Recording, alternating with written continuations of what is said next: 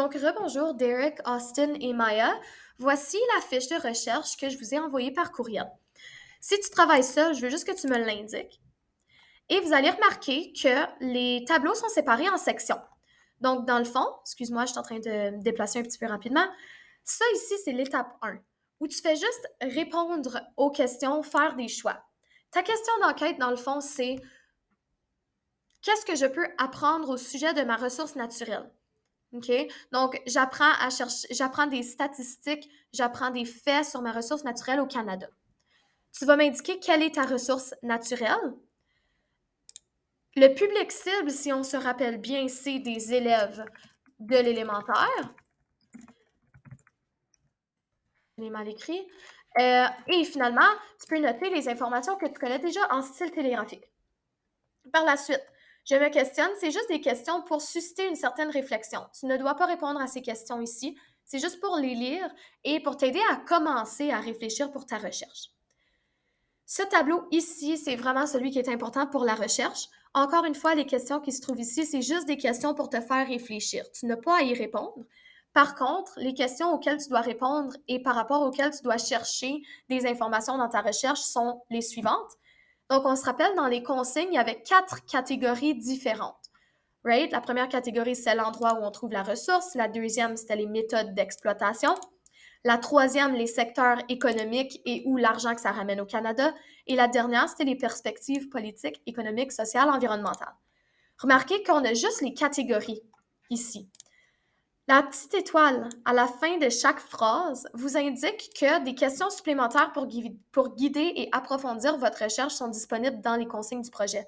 Donc, allez voir les consignes pour vous aider à trouver des détails plus précis par rapport à chaque catégorie. Quand vous faites votre recherche, vous mettez l'information qui est trouvée dans cet endroit ici. Ça peut être en style télégraphique, ça peut être copié-collé dans vos propres mots. C'est vraiment à vous de décider comment vous souhaitez faire votre recherche. Par contre, ce qui est important, c'est qu'il y ait beaucoup d'informations et que vous gardiez les liens URL pour vos sources. Parce que ça va être extrêmement important et ça va faciliter votre travail quand va venir le temps de faire la bibliographie à la fin et même d'insérer les sources dans chaque section de votre infographie. Donc, très, très, très important d'indiquer les informations trouvées ici et de garder les liens de vos sources. Vous faites la même chose pour chaque catégorie. Et puis, lorsque la recherche est terminée, vous pouvez passer à cette étape ici où vous allez analyser l'information, choisir les informations les plus importantes et créer vos catégories ou vos sections.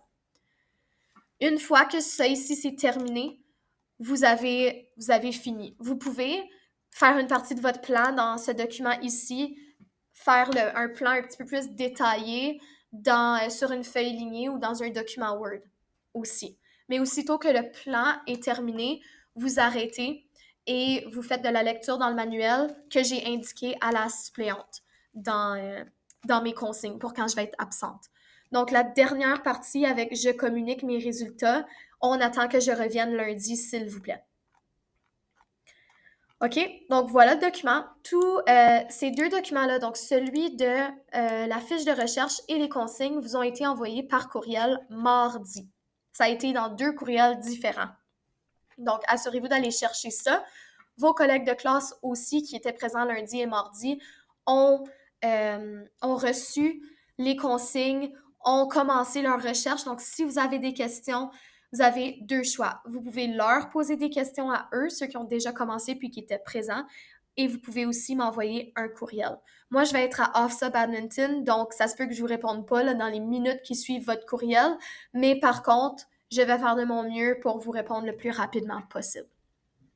Donc, bon succès, bonne chance avec la suppléante pendant que je suis absente. Je vais revenir lundi et on va pouvoir compléter le projet dès mon retour lundi. Bonne semaine!